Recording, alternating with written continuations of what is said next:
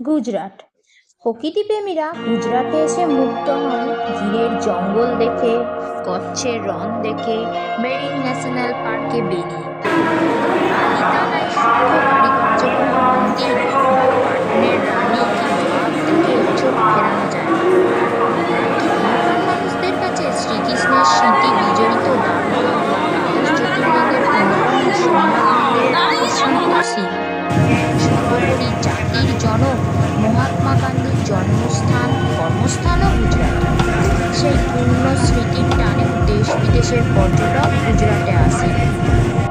রূপসাগর বরাবর প্রায় 1300 কিলোমিটার দীর্ঘ উপকূলে এক উচ্চ বালুকা বেলা, কচ্ছের আদিগন্ত রণ অঞ্চল, মধ্যভাগের উর্বর সমভূমি, সাতপুরা বিন্ধ্য আরাবল্লী পর্বতশ্রেণীর উদ্ধত উপস্থিতি, দক্ষিণ ও দক্ষিণ পূর্ব অংশের বৃষ্টিস্নাত সবুজ বনভূমি নিয়ে গুজরাট ভারতের এক বৈচিত্র্যময় রাজ্য।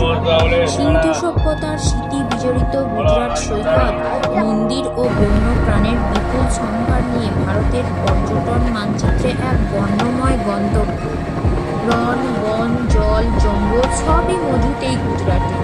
অনন্য ভূপ্রকৃতি, কচ্ছের রণ, বুনো গাধার জন্য বিখ্যাত এশিয়াটিক সিংহের একমাত্র আবাস গির অরণ্য, মেরিন ন্যাশনাল পার্ক আর এক বিস্ময় তার আশ্চর্য সব জলজ প্রাণীর সম্ভার নিয়ে। এসে গেছি কাঁকড়িয়া লেক, আর এই যে এখানটায় হচ্ছে কাঁকড়িয়া লেকের এন্ট্রি জানলা, এখানে টিকিট মিললে। আর এই হলো মেন গেট।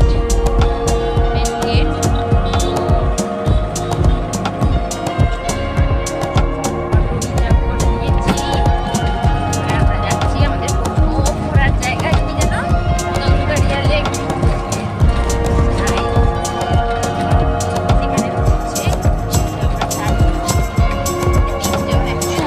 সালে সুলতান কুতুবউদ্দিন এই লেক তৈরি করেন, যার নাম কাঁকড়িয়া লেক। শীতে এখানে প্রচুর পরিযায়ী পাখি আসে।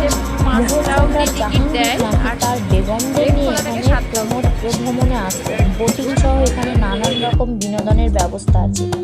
এখানে প্রবেশের জন্য প্রবেশ মূল্য লাগে 10 টাকা করে। আর এই কাঁকড়িয়া লেক খোলা থাকে সকাল 6টা থেকে রাত্রি 9টা পর্যন্ত।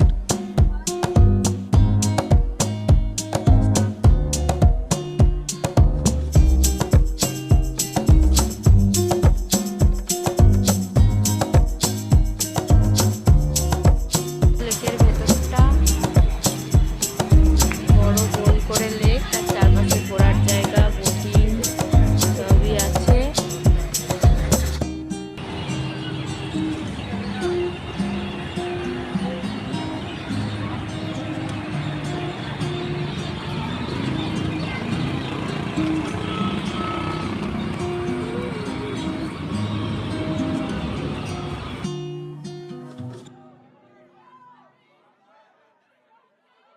বা পৌঁছে হোটেলে গিয়ে ফ্রেশ হয়ে আমরা বিকেল 4টের সময় বেরিয়ে পড়লাম আহমেদাবাদের প্রথম সাইট সিন দর্শন করার জন্য। আমরা ওলা বুক করে নিয়েছিলাম, তাতে আমাদের খরচটা কম পড়েছিল। আমরা প্রথম পৌঁছেছিলাম কাঁকড়িয়া লেক। থাকার জন্য আমরা পেয়ে যাবেন স্টেশন থেকে মাত্র 10 মিনিটের দূরত্বে ভারত সেবাশ্রম সংঘ, এবং এছাড়াও 1000 থেকে 1200, 1500-এর মধ্যে অনেক হোটেল আপনারা পেয়ে যাবেন। তার যে কোনো একটিতে থাকতে পারেন। তবে আমরা আমাদের রিলেটিভ থাকার কারণে হোটেলে না স্টে করে তার কাছে উঠেছিলাম। অটল সেতু বা ব্রিজ। এই ব্রিজ ভারতবর্ষের গুজরাট রাজ্যের আহমেদাবাদ শহরে সবরমতী রিভার ফ্রন্টের ওপর নির্মিত।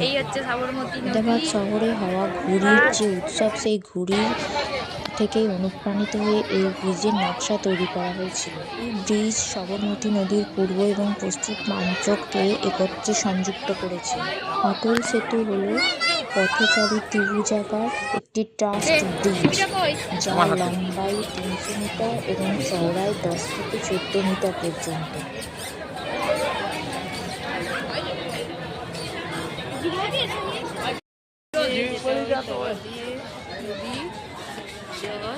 আজ শহরে ঘোরার জন্য কিসে করে ঘুরবেন, কিভাবে ঘুরবেন, সর্বোচ্চ কত অটো ভাড়া দিতে পারেন এবং কোনখানে ঘোরার জন্য কতটা সময় নেবেন সব কিছু জানাতে থাকবে। তাই ভিডিওটা স্ক্রিপ্ট না করে শেষ পর্যন্ত দেখতে থাকুন। আর পারলে একটা লাইক এবং শেয়ার করে পাশে থাকা বেল আইকনটি টিপে আমাদের পাশে থাকুন, যাতে করে আমি নতুন কোনো ভিডিও আপলোড করলে সাথে সাথে আপনাদের কাছে তার নোটিফিকেশান এসে যায়। অটল ব্রিজ, সবরমতী নদীর ওপর তৈরি এই ব্রিজ বেঁকা আকৃতির, অনেকটা ঘুড়ির স্টাইলে। এখানে যেহেতু ঘুড়ি ওড়ানোর মেলা হয়, সেই ঘুড়ি ওড়ানোর মেলাকে উদ্দেশ্য করে এর অটল ব্রিজ নির্মাণ করা হয়েছিল। সন্ধ্যের পর সেই অটল ব্রিজ বিভিন্ন রকম লাইটের আলোয় সেজে ওঠে, কখনো লাল, কখনো সবুজ, কখনো গোলাপি, কখনো ব্লু। অপূর্ব তার দর্শন, মানে দূর থেকে সেই ব্রিজের শোভা দেখতে অপূর্ব লাগবে। আর তার সাথে আছে সবরমতী নদীর দুই পাশে যে আরও ব্রিজ আছে, সেই ব্রিজের ওপর দিয়ে গাড়ির যাতায়াত এবং তাদের আলো। অটল ব্রিজে প্রবেশের জন্য এন্ট্রি ফি লাগে 40 টাকা। আর তার সাথে তার পাশে আছে একটা ফ্লাওয়ার পার্ক। দুটোর টিকিট একসাথেও কাটা যায়, আবার আলাদা আলাদা করে শুধুমাত্র অটল ব্রিজে যাওয়ার জন্যও কাটা যায়। মোটামুটি 120 স্কোয়ার ফিট অ্যাপ্রক্স, একটা 120 ফুট লম্বা এই ব্রিজের দৈর্ঘ্য। ফ্লাওয়ার শো প্রথম শুরু হয় 2013 সালে। সবরমতী রিভার ফ্রন্টে অনুষ্ঠিত এই অনন্য আকর্ষণের লক্ষ্য হলো মানুষকে উদ্যান পালন, অনুশীলন এবং ছাদে বাগান এবং রান্নাঘরে বাগান করার পদ্ধতি সম্পর্কে সচেতন করা। এই অনুষ্ঠানে বিভিন্ন ধরনের চারা, বনসাই, ক্যাকটি, উদ্ভিজ্জ গাছ ও ডাচ গোলাপ, ক্যাম্বিজিয়াম, অর্কিড, জারবেরা, অ্যান্থেরিয়াম এবং হাইড্রেঞ্জার মতো ফুলের প্রজাতি প্রদর্শিত হয় এবং গাছপালা দিয়ে তৈরি বিভিন্ন প্রাণী এবং মানুষের প্রতিরূপ একটি অনন্য স্পর্শ প্রদান করে। দর্শনার্থীরা সার, বাগানের সরঞ্জাম এবং ফুলের গাছও কিনতে পারেন। ফুল প্রদর্শনীটি 3রা জানুয়ারি 2025 তারিখে শুরু হয়েছিল এবং 23শে জানুয়ারি 2025 পর্যন্ত চলেছিল। সাধারণ টিকিটের সময় সকাল 9টা থেকে রাত 8টা পর্যন্ত। এছাড়াও প্রিমিয়াম টিকিট বলে আর এক ধরনের টিকিট পাওয়া যায়। তার দুটি সময়সূচি রয়েছে। প্রথমটি হলো সকাল 8টা থেকে রাত 9টা এবং দ্বিতীয়টি রাত 9টা থেকে রাত্রি 11টা। টিকিট মূল্য প্রাপ্তবয়স্কদের জন্য সোমবার থেকে শুক্রবার লাগে 70 টাকা করে, আর সপ্তাহান্তের বিশেষত শনি এবং রবিবারের জন্য মূল্য হলো 100 টাকা।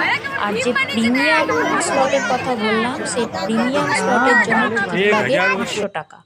এবং এই টিকিটের সাথে একসাথে অটল ব্রিজে ঢোকার এন্ট্রি ফিটাও ধরা থাকে, যেহেতু এই ফ্লাওয়ার শোটা একদম অনুষ্ঠিত হয় অটল ব্রিজের ধার ঘেঁষে সবরমতী রিভার ফ্রন্টের একদম গায়ে। আর এই পুরো চত্বর ঘুরে দেখার জন্য আপনাকে আরামদায়ক পোশাক এবং জুতো পরতে যেন ভুলবেন না, কারণ ফুলের সাজ উপভোগ করার জন্য আপনাকে অনেকটা বেশি পথ হাঁটতে হবে। হায়দ্রাবাদ মিউনিসিপ্যাল কর্পোরেশন দ্বারা প্রতি বছর আয়োজিত এই অনুষ্ঠানটি প্রকৃতিপ্রেমী এবং যারা বাগান করতে ভালোবাসেন তাদের জন্য নিখুঁত ছুটির দিন। মৌসুমী এবং বিদেশি উভয় প্রজাতির ফুলের একটি আশ্চর্যজনক প্রদর্শনী আপনার ছুটিতে একটি রঙিন মোড় যোগ করবে।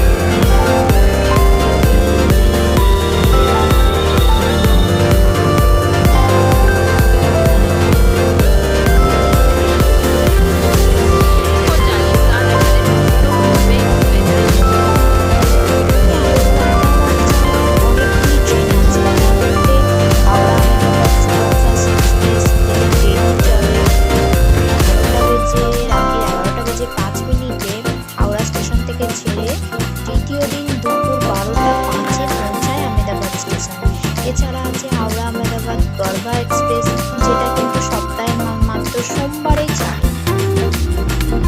এইভাবে আপনারা আহমেদাবাদ পৌঁছতে পারেন। আছে 12906 হাওড়া উত্তর এক্সপ্রেস, সপ্তাহে 3 দিন মঙ্গলবার, শুক্রবার এবং শনিবার। এটি রাত 10টা হাওড়া থেকে রওনা দিয়ে তৃতীয় দিন সকাল 9টায় আহমেদাবাদ পৌঁছায়। আরও 3টি সাপ্তাহিক ট্রেন আছে, এগুলো শালিমার ভুজ এক্সপ্রেস ও কবিগুরু এক্সপ্রেস। ট্রেনগুলি যথাক্রমে সোমবার, শনিবার ও রবিবার ছেড়ে তৃতীয় দিন আহমেদাবাদ পৌঁছায়।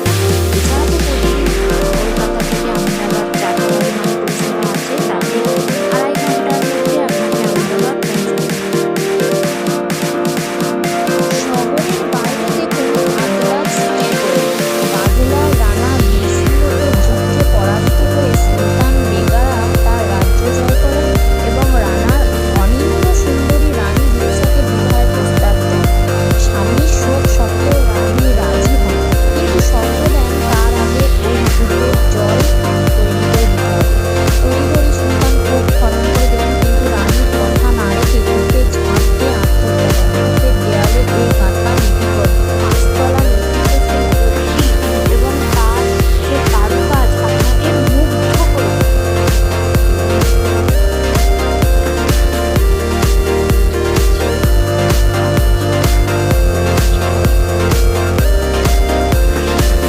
অনেকটা নেমেছি, প্রায় 3-4টে স্টেপ নেমে পড়েছি। এটা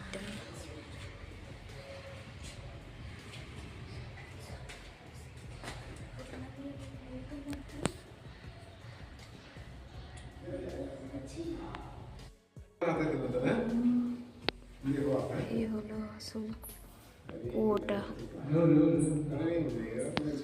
চারো तरफ इसी तरह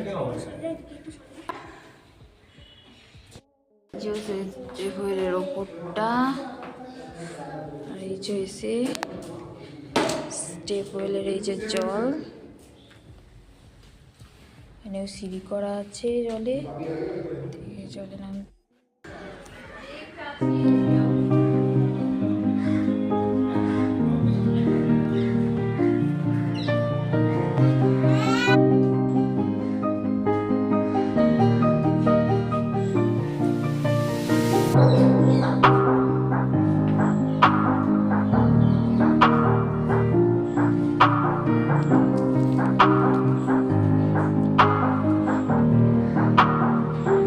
দুটো স্টেপওয়েল নেমেছি। ওই যে একটা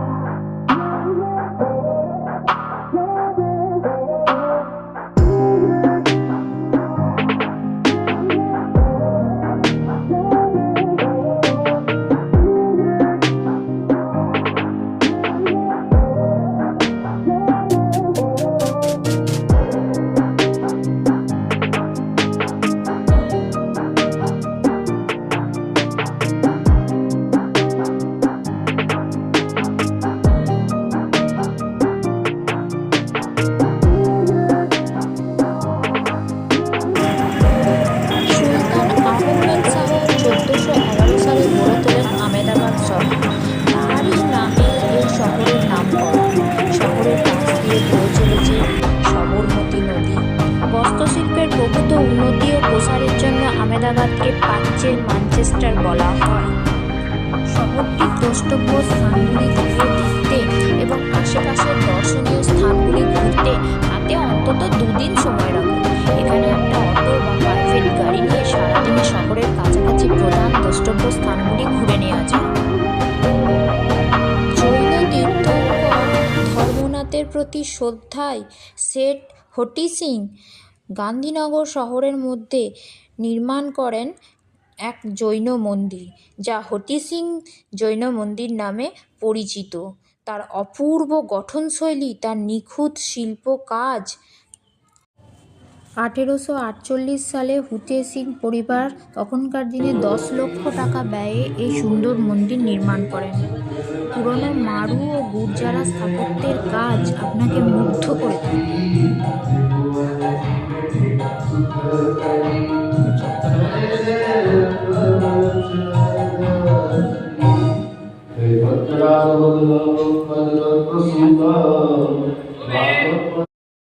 জৈন মন্দিরে প্রবেশ করতে কোনো রকম প্রবেশ মূল্য লাগে না। এই মন্দির খোলা থাকে সকাল 8টা থেকে সন্ধে 8টা পর্যন্ত। তবে এই মন্দিরের পাশে গেস্ট হাউসও আছে, তবে সেই গেস্ট হাউস শুধুমাত্র জৈন ধর্মাবলম্বীদেরকেই থাকার জন্য দেওয়া হয়, অন্য কোনো ধর্মের মানুষদের সেখানে থাকার অধিকার নেই। সিং জৈন মন্দির, যেটা আমাদের এতক্ষণ ধরে দেখালাম, অপূর্ব তার কাজ, অপূর্ব তার গঠনশৈলী, আর অপূর্ব, এক কথায় অসাধারণ। এখানে ঘুরতে আপনাদের প্রায় 2 থেকে 3 ঘন্টা সময় লাগে। এখানে কোনো রকম এন্ট্রি ফি নেই। সকাল 9টা থেকে সন্ধ্যে 6টা পর্যন্ত মন্দির খোলা থাকে। আপনারা আসুন, দর্শন করুন, অপূর্ব অপূর্ব লাগবে।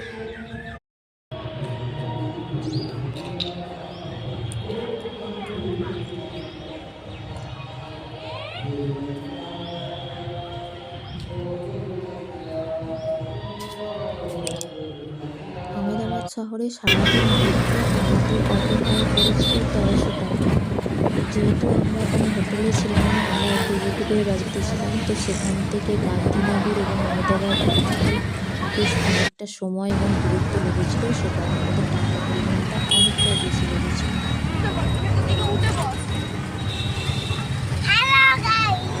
আমরা এখন অটো করে যাচ্ছি সবরমতী আশ্রম। বলো, আমরা এখন অটো করে সবরমতী আশ্রম। আমরা এখন অটো করে যাচ্ছি সবরমতী। চলো সবরমতী আশ্রমে গিয়ে দেখা হবে।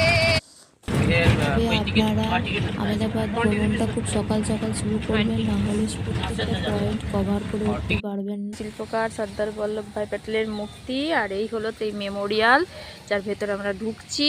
চলুন ঢুকি, দেখি কি। এরপর সর্দার বল্লভভাই প্যাটেল মিউজিয়াম। এখান থেকে ওই দিক থেকে এখানে টিকিট আছে। টিকিট হচ্ছে বড়দের 20 টাকা, আর 15 বছরের নিচে 10 টাকা, আর 5 বছরের নিচে কোনো টিকিট লাগে না। মিউজিয়ামের সংগ্রহশালার ভিতরে পুরো এরিয়া এখানটা আমরা ঘুরে দেখবো। আর ভারতের লৌহ মানব সর্দার বল্লভভাই প্যাটেলের গিয়ে দেখবো, আমরা জানবো তাকে। সমস্ত কর্মকাণ্ড নিয়ে কিছু শো চলে, যেগুলোর সময় 30 মিনিট, আর টাইমিংগুলো হলো 9টা 30 সকাল এবং 11টা, দুপুর 1টা, 3টে এবং 4টে 15।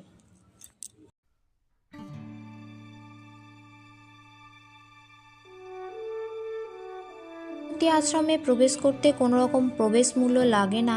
এটি খোলা থাকে সকাল 10টা থেকে সন্ধ্যে 6টা পর্যন্ত।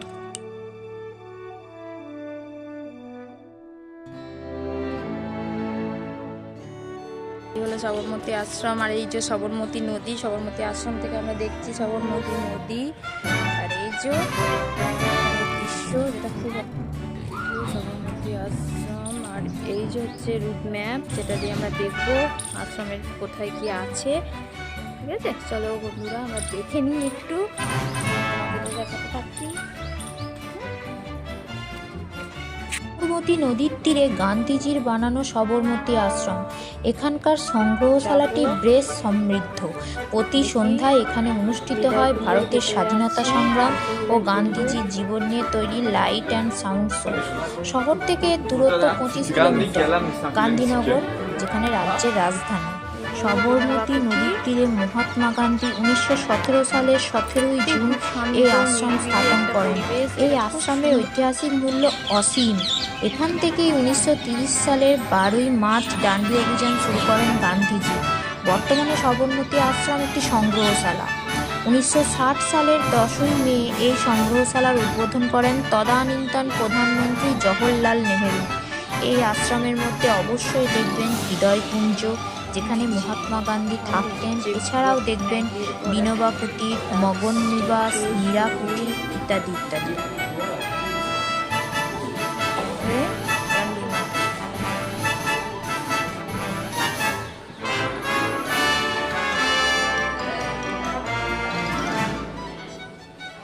হায়দ্রাবাদ শহরে ঘুরে দেখার মতো আরও অনেক জিনিস আছে, যেমন ঝুলতা মিনার, আহমেদ শাহ মসজিদ, রানী শিল্পীর সমাধি, গীতা মন্দির, ইস্কন মন্দির। এর সময় অভাবের জন্য যেহেতু আমরা আহমেদাবাদে একটা দিনই স্টে করেছিলাম, তাই আমরা এই কটা জিনিসই দেখেছিলাম। আশা করি বন্ধুরা তোমাদের এই ভিডিও ভালো লাগবে। যদি ভালো লাগে তাহলে একটা লাইক ও শেয়ার করে পাশে থাকবেন, আর যদি কোনো রকম ভুল ত্রুটি হয়ে থাকে তাহলে মার্জনা করে দেবেন। আশা করি এগুলো থেকে তোমরা আহমেদাবাদ সম্পর্কে খানিকটা হলেও তথ্য জোগাড় করতে পেরেছি, যে তথ্যের ওপর ভিত্তি করে আপনারা আগামী দিনে আহমেদাবাদের ট্যুর প্ল্যান করতে পারবেন। আমরা গুজরাট ভ্রমণ শুরু করেছিলাম আহমেদাবাদ দিয়ে। প্রথম দিন আমরা আহমেদাবাদ ঘুরে নিয়েছিলাম, তারপর সেখান থেকে আমরা গিয়েছিলাম দ্বারকা। দেখা হচ্ছে পরের পর্বে। সেই পর্বে আমরা আপনাদের সাথে শেয়ার করব দ্বারকা ভ্রমণের ভিডিও এবং ছবি। ততক্ষণ পর্যন্ত সবাই ভালো থাকবেন, সুস্থ থাকবেন। ধন্যবাদ।